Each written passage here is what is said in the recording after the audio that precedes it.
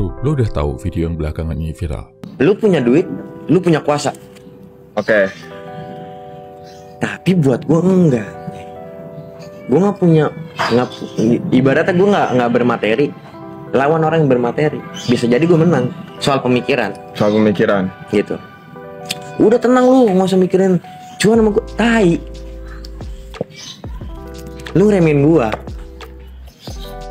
Tenang bro, gue nggak bikin video ini buat ikutan ngetawain apalagi ngehujat. Gue di sini mau ajak lu fokus ke satu hal, di mana sang narasumber yang namanya Bro Bayam Sore bilang gini, lawan orang yang bermateri bisa jadi gue menang soal pemikiran. Nah, di sini gue mau kasih tips, gimana biar pemikiran lo itu bisa menghasilkan sesuatu yang nyata buat lo, khususnya bisa kasih keuntungan materi atau cuan, biar pemikiran lo bisa juga mengangkat derajat ekonomi lo, gak cuma sekedar hilang jadi obrolan warung kopi. Oh iya, cerita dikit. Dari kecil, dari SD sampai SMA, gue deket banget bro sama diskusi mahasiswa kayak gini. Bapak gue dulu dosen sekaligus seniman yang punya sanggar teater di rumah, yang hampir tiap hari ngelatih teater, drama, baca puisi. Habis itu diskusi sama mahasiswa tadi di rumah. Mahasiswanya juga mahasiswa-mahasiswa seni, filsafat, dan teater di Jogja pula. Diskusinya jauh lebih idealis dan absurd dari diskusi Bro Bayam Sore di video yang viral ini. Semua dibahas ngalor ngidul, mulai dari konspirasi global sampai gosip tetangga. Bisa seharian, dari sore sampai subuh, ngobrol nggak ada habis-habisnya. Gua amati bro, dari murid-murid bapak gua tadi, ada mahasiswa yang bisa sukses, punya materi, jadi orang karena pemikirannya. Tapi ada juga yang seumur hidup, sampai tua, cuma gitu-gitu aja. Tenggelam, terlena sama pemikirannya sendiri, tanpa pernah bikin karya yang berarti. Khususnya buat lo yang sekarang sedang kuliah atau berencana akan kuliah, gua nggak mau. Lo terjebak, cuma jadi orang yang sibuk berpikir, tapi nggak bisa menolong diri lo sendiri.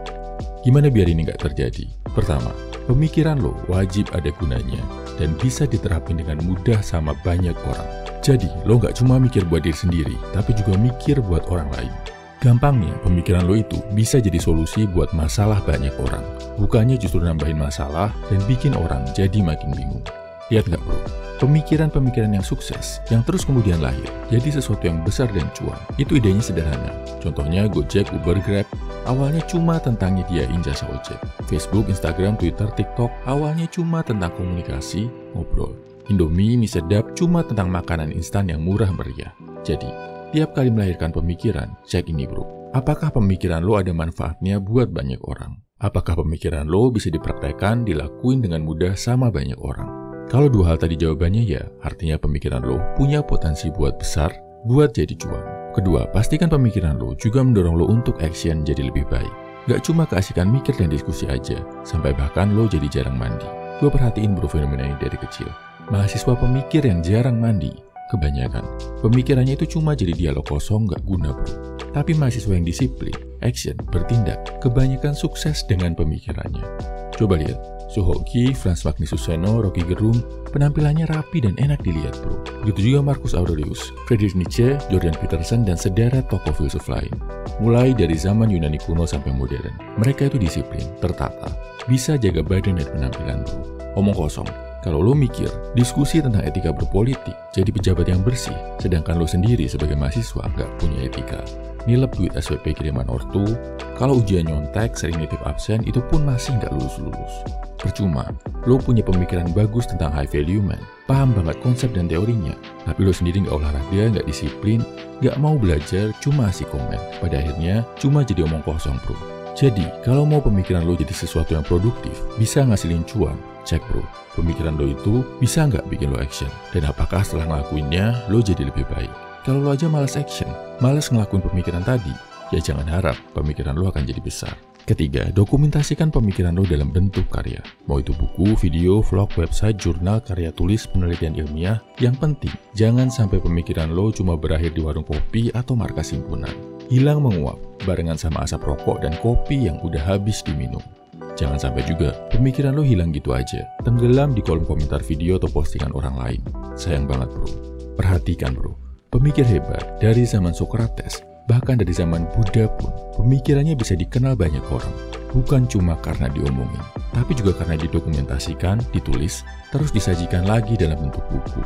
Gue kenal banyak orang yang jago ngomong, pemikirannya bagus, tapi nggak jadi apa-apa, karena pemikirannya nggak didokumentasikan bro. Banyak juga orang yang sebenarnya biasa-biasa aja pemikirannya, tapi bisa jadi besar karena dia menulis, membukukan, dan menerbitkan pemikiran-pemikirannya. Jadi, belajar nulis bro, mulai dari sekarang. Keempat, bawa pemikiran lo keluar zona nyaman lo.